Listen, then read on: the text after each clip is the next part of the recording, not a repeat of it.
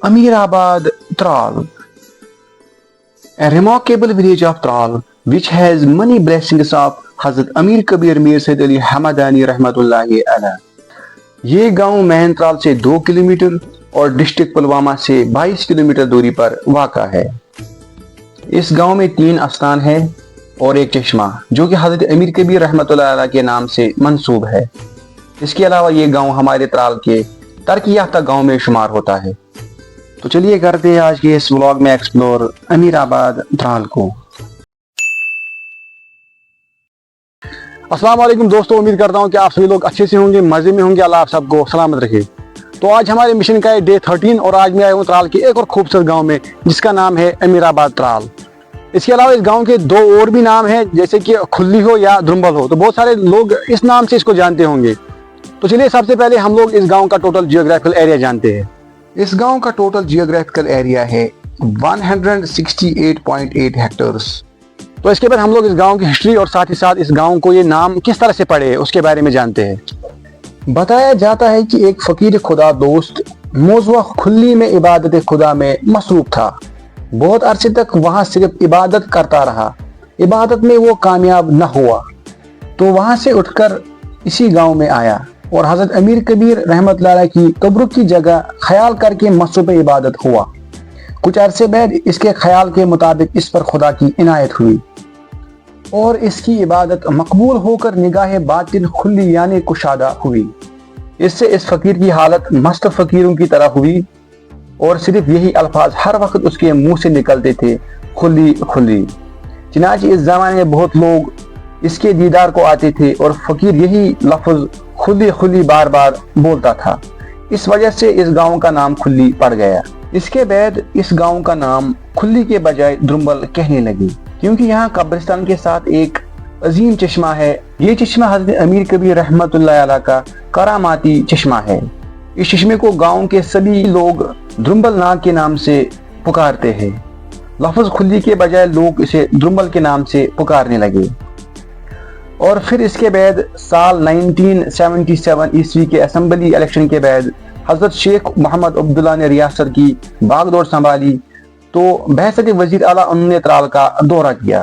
وزیر اعلیٰ کا کاروان اونتی پورہ سے ہوتے ہوتے جب درمبل پہنچا تو لوگوں کا ایک ہجوم شیخ عبداللہ کے انتظار میں تھا۔ وزیر اعلیٰ نے لوگوں سے ان کے مسئلے دریافت کیے۔ یہاں کے لوگوں نے اس چشمے جو کہ حضرت امیر کبیر رحمۃ اللہ علیہ کا کرامتی چشمہ تھا کے بارے میں ذکر کیا، جس پر شیخ عبداللہ نے اس گاؤں کو حضرت امیر کبیر رحمۃ اللہ علیہ کے نام پر درمبل کے بجائے امیر آباد رکھنے کا حکم کیا۔ گاؤں کے مشرق میں پنگنیش اور اٹسنا، مغرب میں ڈاڑسورا اور نئی بگ، جنوب میں سنگروم اور ہردمیر اور شمال میں آری گوم اور شیر آباد واقع ہے۔ یہ گاؤں کئی محلوں پر مشتمل ہے جس میں سے 2 بڑے محلے شال پورہ اور لون پورہ کے نام سے جانے جاتے ہیں۔ اس کے علاوہ قائم پورہ، بن پورہ، نائک پورہ، مہندواڑ محلہ اور واگڑ محلہ قابل ذکر ہے۔ تو اس کے بعد ہم لوگ بات کرتے ہیں کہ اس گاؤں میں مسجد پاکوں کی تعداد کتنی ہے۔ گاؤں میں مسجد پاکوں کی تعداد ہے 8، جس میں سے شال پورہ میں بڑی مسجد، اس کے صحن میں ایک چنار اور مسجد کا اگلا حصہ حضرت امیر کبیر رحمۃ اللہ علیہ کی زیارت کے طور پر موجود ہے۔ لون پورہ میں مسجد ابراہیم، قائم پورہ میں مسجد فرقان، مسجد واگڑ اور اس مسجد کو درمبل مسجد کے نام سے بھی پکارتے ہیں، مسجد مصطفیٰ صلی اللہ علیہ وسلم۔ اس کے علاوہ مہندوڑ مسجد، بنپورہ میں محلبل مسجد اور مسجد عمر رضی اللہ تعالی عنہ۔ مسجد پاکوں کے ساتھ ساتھ اس گاؤں میں 3 زیارت شریف بھی ہے۔ اس گاؤں میں 3 استان ہیں جو کہ حضرت امیر کبیر رحمۃ اللہ علیہ کے نام سے منسوب ہے۔ ایک استان بن محلہ میں عیدگاہ کے صحن میں ہے اور 2 دیگر شال پورہ کی بڑی مسجد کے صحن میں واقع ہے۔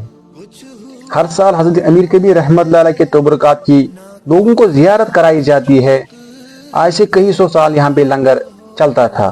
لفظ لنگر کے بارے میں کہا جاتا ہے کہ آج سے پونے 700 سال پہلے جب حضرت امیر کبیر رحمۃ اللہ علیہ نے خانقاہ ترال تعمیر کروایا تھا تو اسی گاؤں میں قائم لنگر سے کاریگروں کے لیے کھانا تیار کر کے بیچ دیا جاتا تھا۔ اس زمانے میں اسی گاؤں کے لوگ لنگر چلاتے تھے۔ ان کی نسلیں آج تک چلی آ رہی ہے جن کو لنگروں کے نام سے پکارا جاتا ہے۔ اس کے علاوہ یہاں پر ایک زیارت ہے جو کہ حضرت خواجہ طاہر رفیقی رحمۃ اللہ علیہ کے نام سے مشہور ہے، جس کے بارے میں لوگوں کا کہنا ہے کہ انہوں نے صابر میر نامی شخص کے گھر میں 40 برس عبادت کی ہے۔ اب اس خاندان کے صحن میں ایک چھوٹا سا استان ایک کمرے پر منصوب صورت میں ہے۔ استان کے مغربی دیوار پر 777 لکھا ہوا ہے جو شاید سن ہجری ہے۔ زیارت کے علاوہ اس گاؤں میں ایک درسگاہ ہے جہاں پر بچوں کو دینی تعلیم دی جاتی ہے، جو کہ ٹھیک مسجد فرقان کے ساتھ میں ہی ہے، جس کو درسگاہ فرقان کہا جاتا ہے۔ اس کے بعد ہم لوگ بات کرتے ہیں ایجوکیشن کی کہ اس گاؤں میں کتنے سکولز ہیں۔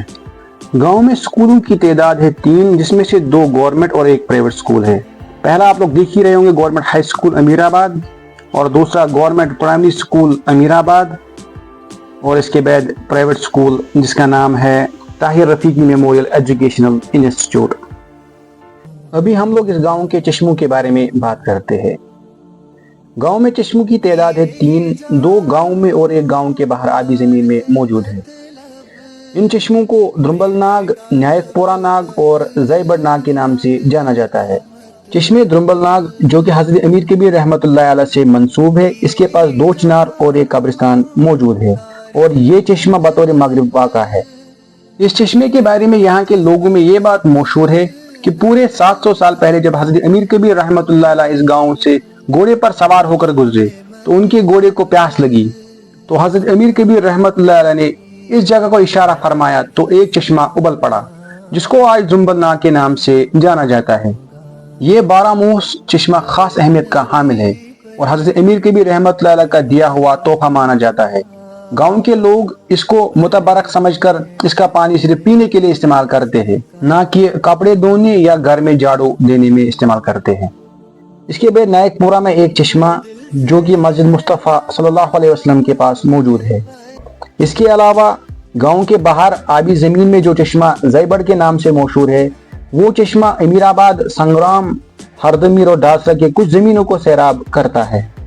چشموں کے علاوہ اس گاؤں میں 2 ندیاں بہتی ہیں، ایک کو بڑکل اور دوسری کو لکڑکل کہا جاتا ہے۔ یہ دونوں امیر آباد کے زمینوں کو سیراب کرتی ہے۔ اس کے علاوہ گاؤں میں ایک بڑا عیدگاہ ہے جہاں پر لوگ عید کی نمازیں ادا کرتے ہیں۔ عیدگاہ کے ذہن میں ایک مسجد، بن محلہ مسجد اور حضرت امیر کبیر رحمۃ اللہ علیہ کے نام سے منسوب محل بر استان ہے۔ ابھی ہم لوگ اس گاؤں کے ذرائعات، پیداوار اور لوگوں کے پیشے کی بات کرتے ہیں۔ یہاں کے لوگوں کا عام پیشہ کھیتی باڑی ہے۔ کاروباری لوگ سال بھر اخروٹ کی خرید و فروخت کرتے ہیں۔ اس کے علاوہ تقریباً 20 گھر میں ایک جرسی نسل کے گائے پالی جاتی ہے اور اس وجہ سے گاؤں میں دودھ کی بہتات ہے۔ گاؤں کے ہر محلے میں 2-2 3-3 دکانیں موجود ہیں۔ اس کے علاوہ یہاں کے گاؤں کے مکانات عام طور پر پخت اور ٹین پوش ہے۔ ابھی ہم لوگ اس گاؤں کے سرکاری اور پرائیویٹ دفتروں کے بارے میں جانتے ہیں۔ اس گاؤں میں جل شکتی PHE ڈپارٹمنٹ بھی موجود ہے۔ اس کے ساتھ ہی ساتھ ڈسپنسری بھی یہاں پہ اویلیبل ہے۔ اس کے ساتھ ساتھ اینیمل ہسبینڈری بھی یہاں پہ اویلیبل ہے۔ اینیمل ہسبینڈری کے ساتھ ساتھ CSC کامن سروس سینٹر بھی یہاں پہ اویلیبل ہے۔ اس کے علاوہ گاؤں میں ایک ٹروٹ فش ملتی ہے جو کہ پرائیویٹ فش فارم ہے، جس کا نام ہے علمدار فش فارم۔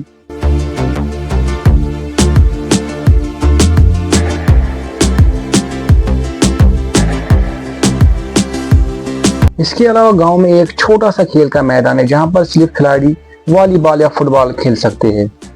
تو ان کی مانگ تھی میرے مادھیم سے ایڈمنسٹریشن سے کہ مہربانی کر کے ہمیں ایک پلے گراؤنڈ دیا جائے تاکہ ہم لوگ کرکٹ بھی کھیل سکے۔ اس کے علاوہ گاؤں میں 5 قبرستان بھی موجود ہیں۔ تو بس یہ تھا آج کا ولاگ۔ کمنٹ باکس میں ضرور بتانا کہ آپ کس گاؤں سے ولاگ دیکھ رہے ہیں۔ انشاءاللہ ہم ہر ایک کے گاؤں میں آنے والے ہیں۔ امید کرتے ہیں کہ آپ سبھی لوگوں کو یہ ولاگ اچھا لگا ہوگا۔ تو اگر اچھا لگا ہے مہربانی کر کے زیادہ شیئر کرنا، اور اگر چینل پہ نئے ہو تو سبسکرائب کر کے جانا۔ باقی ملتے ہیں کسی اگلے ولاگ میں، تب تک دیجیے اجازت۔ اللہ حافظ۔